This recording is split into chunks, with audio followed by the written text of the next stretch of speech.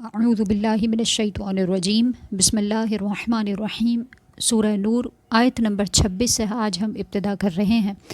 بسم اللہ الرحمن الرحیم الخبیثات للخبیثین والخبیثون للخبیثات، بری عورتیں برے مردوں کے لیے اور برے مرد بری عورتوں کے لیے ہیں، یعنی جو خود برا ہوگا وہ اپنے لیے ساتھی بھی برا ہی پسند کرتا ہے۔ والطیبات للطیبین والطیبون للطیبات، اور جو پاک دامن عورتیں ہیں وہ پاک دامن مردوں کے لیے ہیں، اور جو پاک دامن مرد ہیں وہ پاک دامن خواتین کے لیے ہیں۔ جو خود پاکیزہ ہو وہ اپنا ہمسفر پاک دامن مرد یا عورت کو بنانا ہی پسند کرے گا۔ اولئک مبرؤون مما یقولون، وہ ان باتوں سے بری ہیں جو لوگ کہہ رہے ہیں۔ لہم مغفرۃ و رزق کریم، پاکیزہ لوگوں کے لیے بخشش اور عزت کی روزی ہے، عزت والا رزق ان کا مقدر ہے۔ اس آیت سے قبل حضرت عائشہ صدیقہ رضی اللہ تعالی عنہا کی پاک دامنی کا ذکر چل رہا تھا،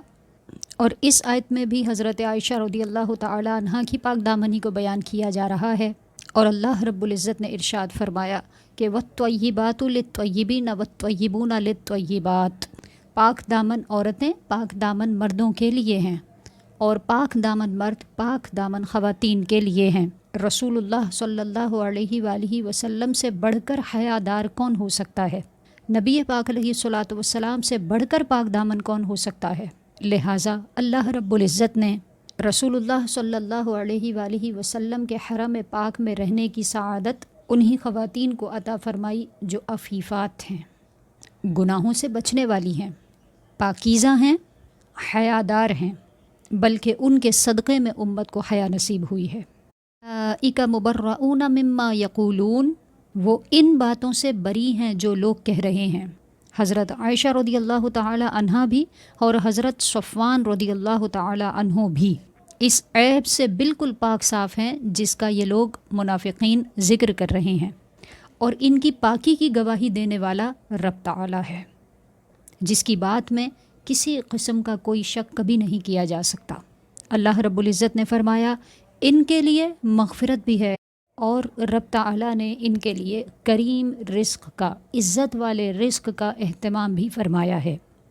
آیت نمبر 27 سے کچھ مزید آداب بیان کیے جا رہے ہیں۔ یا ایھا الذین آمنوا لا تدخلوا بیوتا غیر بیوتکم حتی تستأنسوا وتسلموا علی اہلها ذالکم خیر لکم لعلکم تذکرون، اے ایمان والو، اپنے گھروں کے سوا اور گھروں میں داخل نہ ہو جب تک اجازت نہ لے لو، اور ان میں رہنے والوں پر سلام نہ کر لو، یہ تمہارے لیے بہتر ہے تاکہ تم نصیحت حاصل کرو۔ جن کے گھر آپ جا رہے ہیں ہو سکتا ہے وہ آرام کر رہے ہوں، یا ہو سکتا ہے اپنے دیگر گھریلو کاموں میں مصروف ہوں، لہٰذا آداب زندگی سکھائے جا رہے ہیں کہ آپ اگر کسی دوسرے کے گھر میں جاتے ہیں تو آپ سلام کر کے گھر میں داخل ہوں۔ ویسے تو خیر ادب اپنے گھر میں داخل ہونے کے لیے بھی یہی ہے کہ آپ سلام کر کے گھر میں داخل ہوں۔ اس کے ساتھ ایک اضافی بات دوسروں کے گھروں میں داخل ہونے کے حوالے سے جو بیان کی گئی وہ یہ ہے کہ حتیٰ تستأنسوا، یہاں تک کہ آپ ان سے اجازت لے لیں۔ اپنے گھر میں داخل ہونے کے لیے بھی کوئی ایسا عمل ضرور کرنا چاہیے کہ جس سے گھر والے اس بات پر مطلع ہو جائیں آپ گھر میں آ چکے ہیں۔ یہی وجہ ہے کہ سلام کرنے کا حکم دیا گیا، کہ اپنے گھر میں انسان خاص طور پر اجازت تو نہیں لیتا، لیکن کم از کم گھر والے اس بات پر مطلع ہو جائیں کہ آپ گھر میں آ چکے ہیں۔ اس بات کو شریعت نے پسندیدہ قرار دیا، اور جب کسی غیر کے گھر میں جا رہے ہوں تو سلام بھی کریں گے اور اس کے ساتھ اجازت بھی طلب کریں گے۔ ذالکم خیر لکم لعلکم تذکرون، تمہارے لیے بہتر ہے تاکہ تم نصیحت حاصل کرو۔ ہمارے گھر میں بھی اگر کسی کو آنا ہو تو ہم یہی پسند کریں گے کہ ہم سے اجازت لے کر گھر میں کوئی شخص داخل ہو، لہٰذا دوسروں کے گھر جاتے ہوئے بھی اس بات کا خیال رکھیں۔ عام طور پر لوگ سلام کے بعد گھر میں داخل ہونے کے لیے دروازہ کھول دیا کرتے ہیں، آنے والے کو اور صاحب خانہ کو یہ بات معلوم ہوتی ہے کہ یہ دروازہ اسی لیے کھولا گیا ہے کہ آپ کو اجازت دی جا رہی ہے۔ ایسے موقع پر باقاعدہ طور پر اجازت کے الفاظ کہنے کی حاجت نہیں، لیکن پھر بھی اگر اجازت لے لی جائے تو یہ بہترین آداب میں سے ہے۔ فَإِن لَّمْ تَجِدُوا فِيهَا أَحَدًا فَلَا تَدْخُلُوهَا حَتَّى يُؤْذَنَ لَكُمْ، پھر اگر تم ان گھروں میں کسی کو نہ پاؤ تو بھی ان میں داخل نہ ہو جب تک تمہیں اجازت نہ دے دی جائے۔ وَإِن قِيلَ لَكُمُ ارْجِعُوا فَارْجِعُوا هُوَ أَزْكَىٰ لَكُمْ، اور اگر تمہیں کہا جائے کہ واپس چلے جاؤ تو ایسا ہی کرو، ہوا ازکا لکم، یہ تمہارے لیے زیادہ پاکیزہ ہے، واللہ بما تعملون علیم، اور اللہ تمہارے کاموں کو خوب جاننے والا ہے۔ یہاں یہ بیان کیا گیا کہ اگر کوئی شخص بالفرض آپ کو گھر میں آنے کی اجازت فی الحال نہیں دینا چاہتا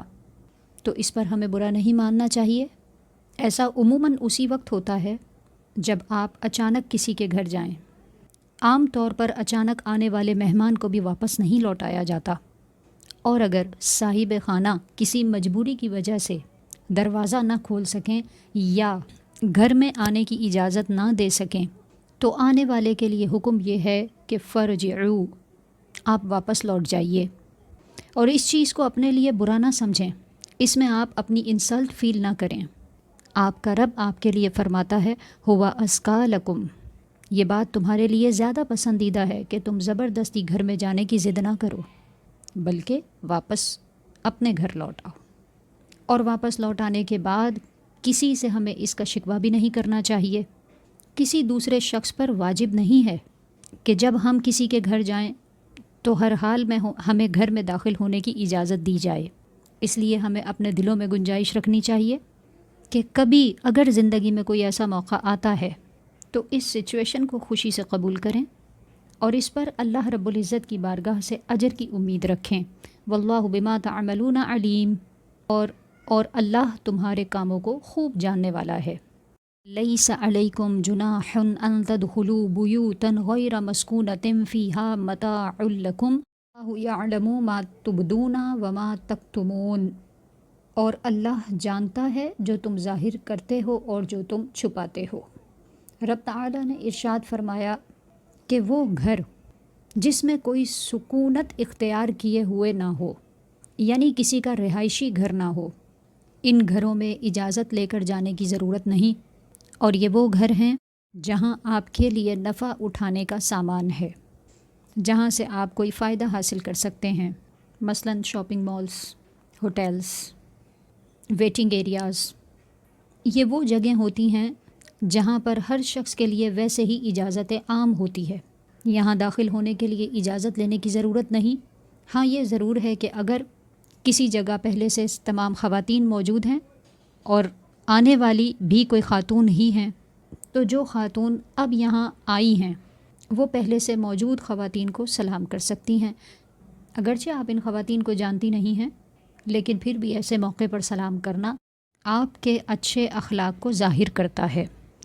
قل للمؤمنین یغضوا من ابصارہم ویحفظوا فروجہم ذلک ازکی لہم ان اللہ خبیر بما یصنعون، مسلمان مردوں کو حکم دو کہ اپنی نگاہیں کچھ نیچی رکھیں، اپنے اعضائے سطر کی حفاظت کریں، یہ ان کے لیے زیادہ پاکیزہ ہے، بے شک اللہ ان کے کاموں سے خبردار ہے۔ معاشرے کو پاکیزہ بنانے کا ایک بہت خوبصورت اصول یہاں بیان کیا جا رہا ہے کہ مرد اپنی نگاہوں کو نیچا رکھیں، نگاہیں جھکی ہوئی رکھیں اور اپنے اعضائے سطر کی حفاظت کریں۔ پھر اس کے ساتھ ہی خواتین کے لیے بھی کچھ احکام بیان کیے جا رہے ہیں، جن میں سے پہلا حکم یہ ہے وَقُلْ لِلْمُؤْمِنَاتِ يَغْضُضْنَ مِنْ أَبْصَارِهِنَّ وَيَحْفَظْنَ فُرُوجَهُنَّ وَلَا يُبْدِينَ زِينَتَهُنَّ إِلَّا مَا ظَهَرَ مِنْهَا، اور مسلمان عورتوں کو حکم دو کہ وہ اپنی نگاہوں کو نیچا رکھیں، یعنی خواتین کی بھی نگاہیں نیچی ہونی چاہیے، مرد اور خواتین دونوں کی حیا کا یہ عالم ہو کہ نگاہیں نیچی رہیں اور گناہوں کے مناظر دیکھنے سے بچتے رہیں، اپنی پارسائی کی حفاظت کریں۔ خواتین کے لیے زینت اختیار کرنا نہ صرف جائز بلکہ پسندیدہ ہے، لیکن وہ اپنی زینت کا اظہار کن لوگوں پر کر سکتی ہیں، اس کے حوالے سے آیت نمبر 31 میں مزید احکامات بیان کیے گئے۔ وَلَا يُبْدِينَ زِينَتَهُنَّ إِلَّا مَا ظَهَرَ مِنْهَا، اور اپنی زینت نہ دکھائیں مگر جتنا خود بخود ظاہر ہو جائے۔ मसलन हथेली, उंगलियां और इसी तरह कदम, ये वो मकामात हैं जिस पर ज़ीनत इख्तियार की जाए तो इसको छुपाना मुश्किल होता है। लिहाजा कदम और इसी तरह आपकी फिंगर्स और आपका जो हथेली का हिस्सा है या इसकी बैक साइड, इस पर अगर कोई ज़ीनत इख्तियार की हो तो उसको छुपाने के लिए पर्दे का एहतमाम करना, ग्लव्स पहनना, ये शरअन वाजिब नहीं। अलबत्ता अगर ख़वातीन अपने तौर पर ग्लव्स पहन लेती हैं, सॉक्स पहन लेती हैं, तो ये इनका अपना तक़वा है। शरीयत इस मामले में सख्ती नहीं करती। वला युबदीना ज़ीनतहुन्ना इल्ला लिबुउलतिहिन्ना, और अपनी ज़ीनत को ज़ाहिर ना करें इल्ला लिबुउलतिहिन्ना, अपने शौहरों पर,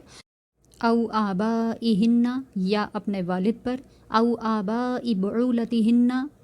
या अपने ससुर पर, औ अबनाइहिन्ना, या अपने बेटों पर, औ अबनाइ बुउलतिहिन्ना, या अपने शौहर के बेटों पर यानी सौतेले बेटों पर, औ इख्वानिहिन्ना,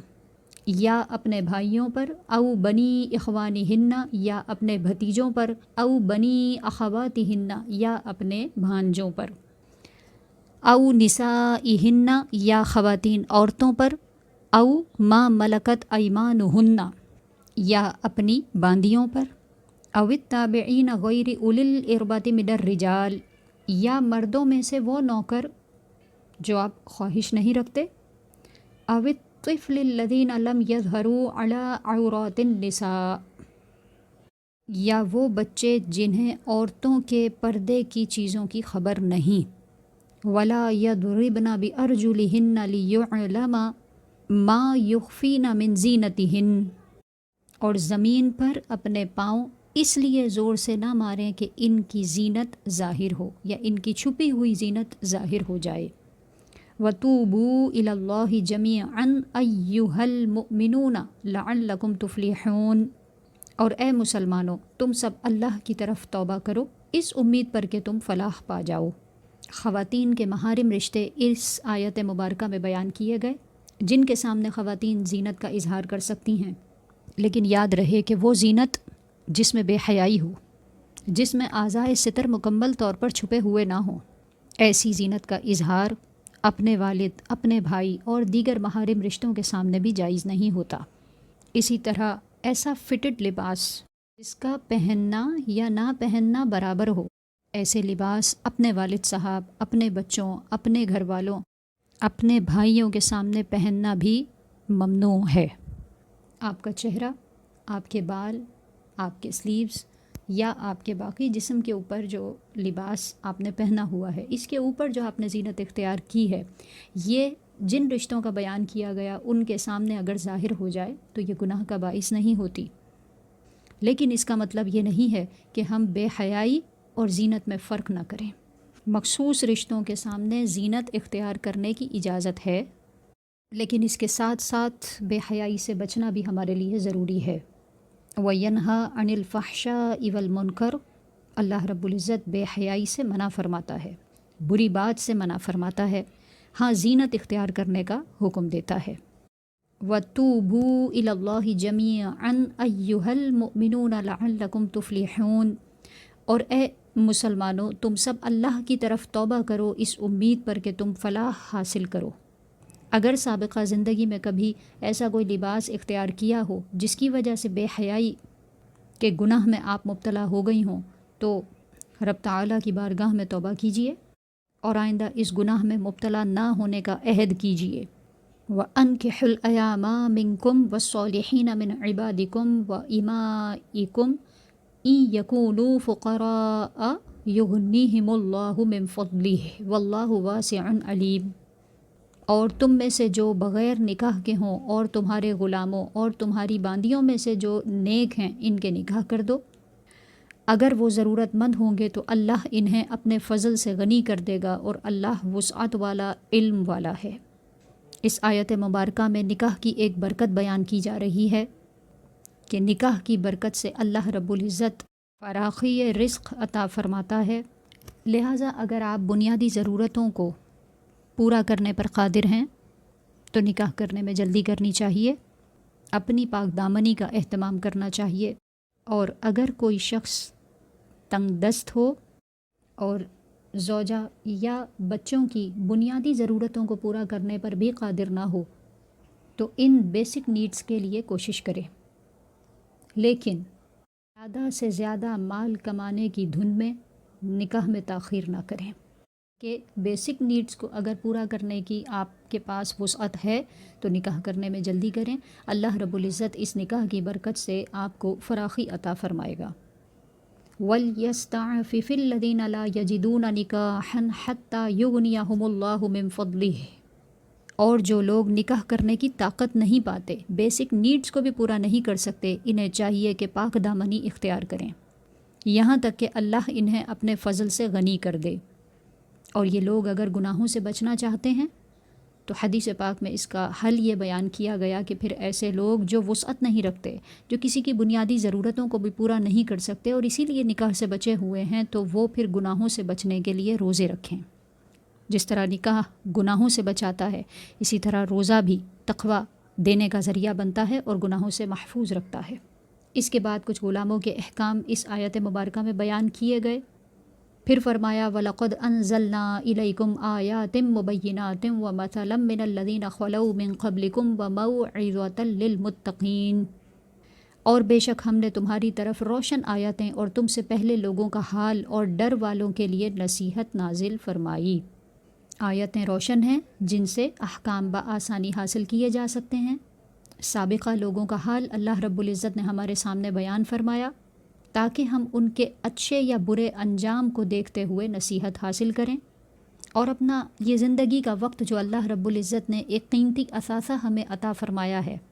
اس کو یوں ہی ضائع نہ کریں، بلکہ جو کامیاب لوگ ہیں ان کی زندگی میں کامیاب ہونے کے اسباب کیا ہیں ان پر غور کریں اور ان کے مطابق اپنی زندگی کو گزاریں، تاکہ ہم اللہ رب العزت کی رضا بھی حاصل کر سکیں اور دنیا میں بھی ایک کامیاب زندگی گزار سکیں۔ رب تعالیٰ کی بارگاہ میں دعا گو ہوں کہ جو کچھ پڑھا سنا اس کو اپنی بارگاہ میں قبول فرمائے، آپ کو اور ہمیں عمل کی توفیق عطا فرمائے۔ وما علینا الا البلاغ۔